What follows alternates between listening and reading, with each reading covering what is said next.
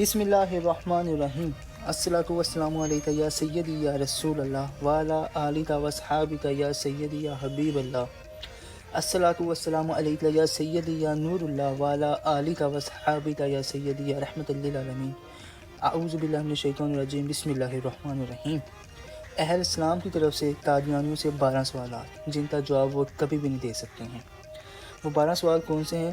قادیانیوں سے سوال نمبر 1، حضرت سیدنا عیسیٰ علیہ السلام سے رفع سے متعلق قرآن مجید میں بر رفع اللہ علیہ ہے۔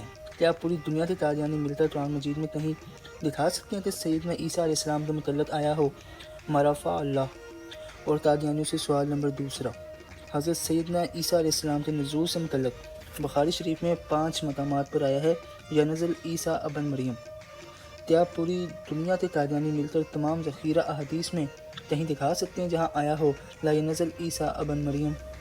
قادیانیوں سے سوال نمبر 3، حضرت سیدنا عیسیٰ علیہ السلام سے نزول سے متعلق کتاب احادیث میں مستقل ابواب موجود ہیں۔ کیا تمام قادیانی مل کر کتب احادیث میں کسی ایک جگہ میں وفات مسیح کا باب دکھا سکتے ہیں؟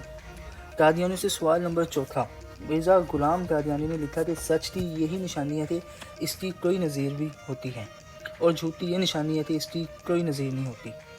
قادیانی فرمائے کہ مرزا قادیانی نے کہا کہ میں مسیح علیہ السلام کا بروز ہوں۔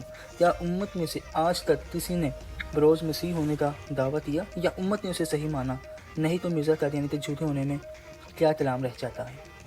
قادیانیوں سے سوال نمبر 5، مرزا قادیانی نے کہا کہ میں اس صدی کا مجدد ہوں اور اپنا عقیدہ بتایا کہ مسیح فوت ہو گئے، ان کی جگہ میں مسیح ہوں۔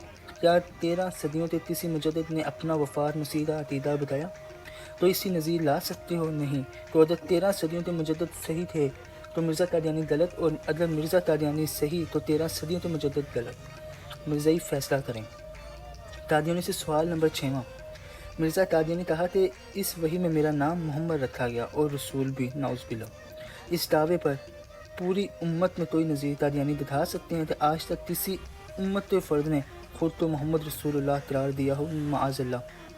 قادیانی سے سوال نمبر 7، مرزا قادیانی نے کہا کہ پوری امت سے نبوت کا نام پانے کے لیے میں ہی مخصوص کیا گیا۔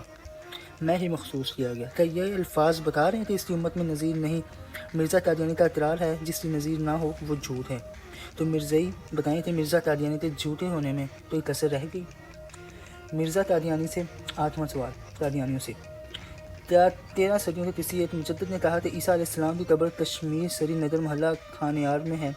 کیا قادیانی کسی ایک مجدد یا 13 صدیوں کے کسی ایک قابل ذکر مفسر یا مورخ کا نام بتا سکتے ہیں قیامت تک؟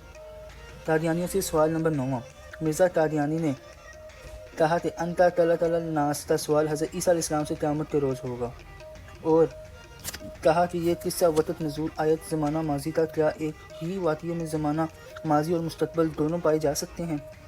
قادیانیوں سے سوال نمبر 10، مرزا قادیانی نے لکھا ہے کہ وفات مسیح کا عقیدہ مجھ پر کھولا گیا، اس سے پہلے پردہ اخفا میں رکھا گیا تھا۔